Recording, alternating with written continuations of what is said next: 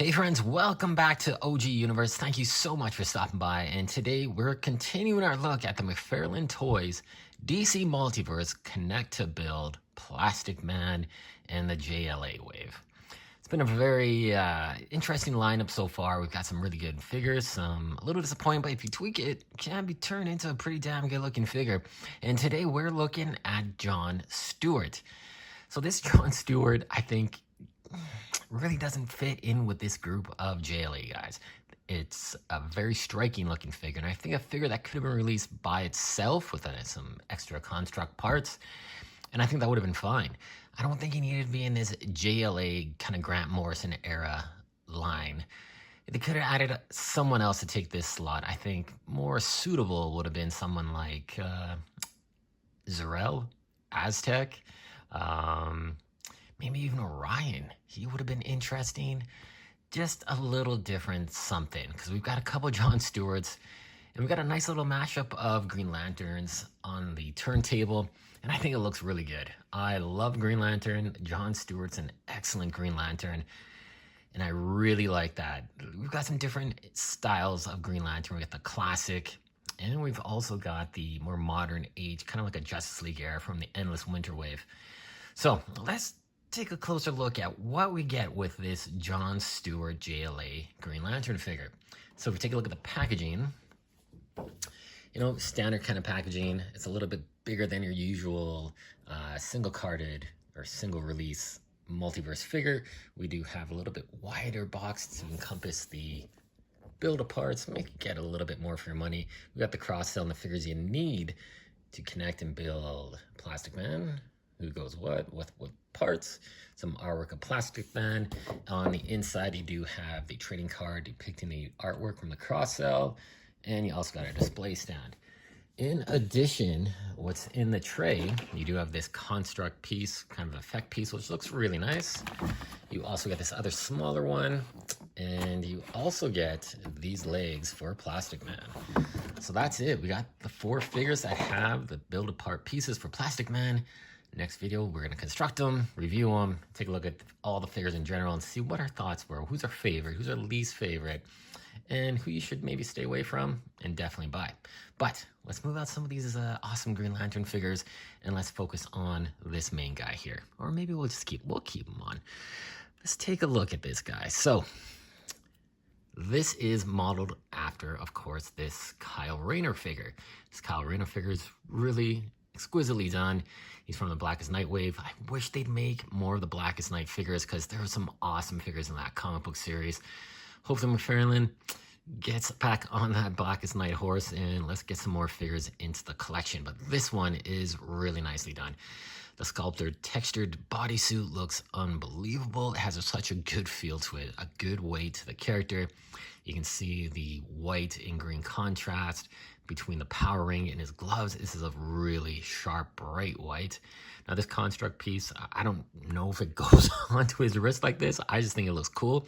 It's kind of like sparking off energy from the power ring, but it's easily removable as well. I'm not going to damage that paint. I did kind of stretch this out a little bit so it goes on nice and easy. Don't want nothing to scratch up this really lovely bright white paint job. It looks fantastic. Now, there is, of course, a chase variant for this figure. It's the Mosaic costume. So it's a different comic series that was around, I think, maybe in the 90s. And it has a bit more white accent here. It's a little bit different color scheme. Nothing too out of the ordinary. I mean, if you picked up both of the figures, maybe in passing you saw the platinum, and oh yeah, that's good enough. I'd be cool with that too. It's not a huge difference. I like the difference in the Green Lantern. What I like about this body block though is you're pretty damn close to a classic kind of Green Lantern Corpseman outfit, except for this. This is a little different, right? You'd have that more segmented. This would be all covered up in green, but I kind of like this just unique looking John Stewart and a unique looking Green Lantern Corps member. The head sculpt is phenomenal. It captures his essence of that time period, because it's supposed to be a JLA version, but this one, based on the comic art, is definitely more of a 70s motif. I really do like the way this looks, don't get me wrong, but again, for this JLA wave, they could have released this guy even as a collector series and added more constructs. I think that would have been fine. because he is a really striking character. The green and black and white mix perfectly. It looks fantastic. One thing I really do appreciate, they finally fixed this. The ball joints, you know, it's beautiful. It's covered up, covering that socket, sculpted with matching the boot, but it's the same color green. Now, conversely, unfortunately, on this Kyle Rayner figure, there is a big difference in person when you see this figure's ball joints on his ankles. Maybe my camera doesn't pick it up quite as well as the human eye does, but you can see a quite stark difference between the two when it's a lighter shade, doesn't match up with the boots, and it's kind of annoying. But I digress, because what we're talking about here is a definitely high quality figure. I really do appreciate all the work they did. The one thing that surprised me a little bit was the logo. The logo isn't a raised texture like we've seen on most of the Green Lantern figures. I'm pretty sure this one isn't, but this John Stewart definitely has the raised texture. Sinestro does. The classic one, Silver Age, doesn't, unfortunately, but I would appreciate that raised texture for the sculpted details on the Green Lantern logo. But it is just, again, painted perfectly, no defects, no errors, and it looks really sharp and crisp. Again, this head sculpt, man, it just captures that unique look that John Stewart has. He is sculpted beautifully. It's not a reuse of the Endless Winter one, which I really appreciate. This is a brand new head sculpt, and it looks absolutely fantastic on this body buck. Really super heroic proportions. It looks really, really well done. Very nice. Great effort here. And let's take a look at some of the articulation. So the ball joint is really quite good for looking up to get him in some good flight poses and action shots. Put him with a flight stand. That would have been great. I would have appreciated a flight stand more than a disc. But we've got a couple flight stands, and although an extra one would have been nice. Now you do have really good range of motion. You do have a spacer joint that's tight. It's really tucked in there quite a bit, but he does have a really nice range of fluid motion. Ball joint there, bicep cut, double jointed ratcheted elbows, ball joint at the wrist. Now let's see about that torso articulation. How good is this guy gonna rock back? Unfortunately, not too much, not too much. Look forward, not too bad, but I think maybe if you work that joint in a little bit, maybe even raise that joint up a bit. We did some toy surgery on how to kind of raise that peg that's stuck into the torso from the abdomen, and you can get a bit of better range of motion, extend that torso a little bit as well. If you want to do that, check out my previous shorts and videos. I'll show you how to do that. You have a ball joint at the waist, you have ball joint at the hips for movement. I really don't like moving this around too much. Like, I don't like keeping my figures in like kind of a bent posture, because eventually you're gonna get some creases into that kind of diaper section, so to speak. So I kind of like to keep my figures clean and kind of like unbent, so to speak. Double joints at the knees, which are sculpted really nicely. And the boots as well. You got the toe joint, articulation, rocker, pivot, ball socket, nicely sculpted sockets there. So you got your full range of motion. You can get this guy into some pretty dynamic poses. And of course, you know, you got Green Lantern striking that power construct, about to blast you.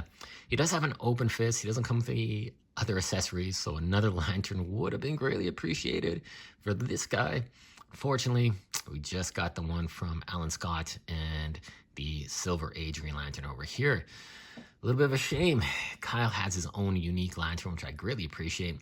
Would have been nice to see John Stewart get it as kind of a unique lantern for himself as well. But this figure, man, it's looking good. In comparison with some of the other Green Lanterns, you know, we do have a really nice contrast. We have some really nice kind of size comparisons. This body buck, of course, like I said, is the Kyle Rayner from Blackest Night, just tweaked. And for some reason, there we go. He looks good with the classic Silver Age Green Lantern Hal Jordan. Sinestro sports the exact same body buck as this guy, but it's reworked really nicely. And that Sinestro is damn nice. Like, let's take a closer look at Kyle Rayner. And you can see he has the incredible texturing throughout his entire costume as well. I really like that we got this version of Kyle. We do have the classic version as well in that Kilowog 2-pack. We have a Blue Lantern version. So we got a couple different versions of Kyle here, and I really like the head sculpt the mask, the way his eyes are.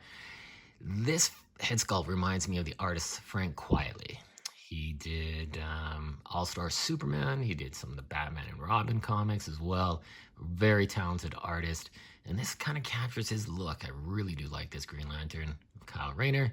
So let's just move off to the side. And of course, like we got these two guys together. I think these look really sharp.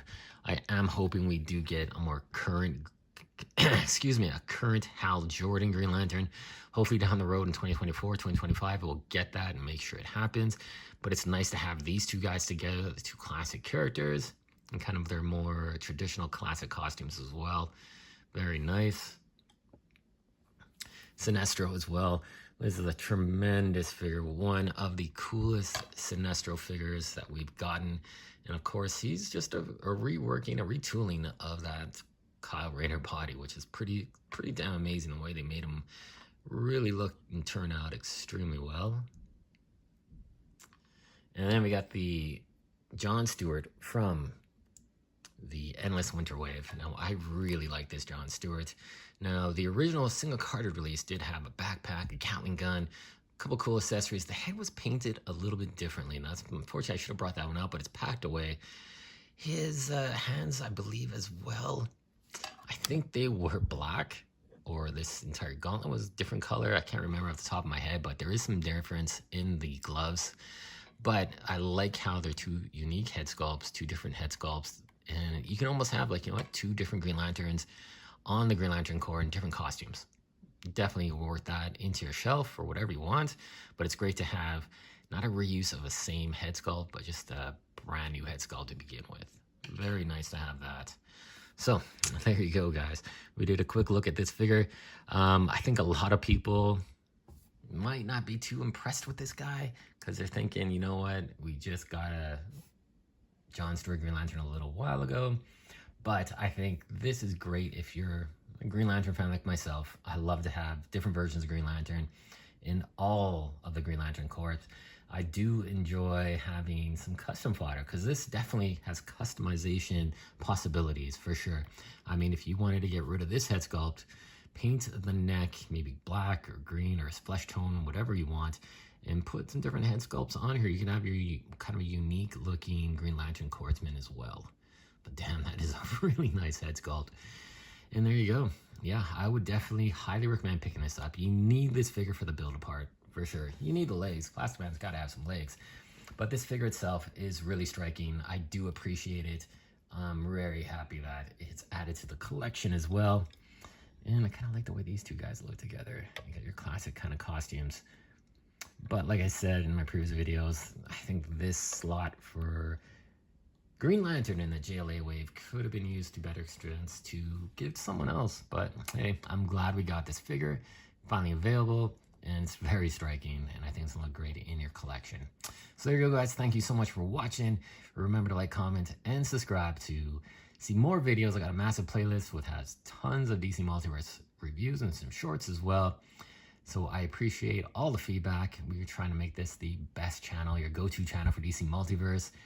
And, you know, hopefully you guys enjoy watching the videos and have a good time and relax, chill out. I really enjoy making these videos for everyone. And, yeah, there we go. All right, have a great day, guys. We'll see you in the next one.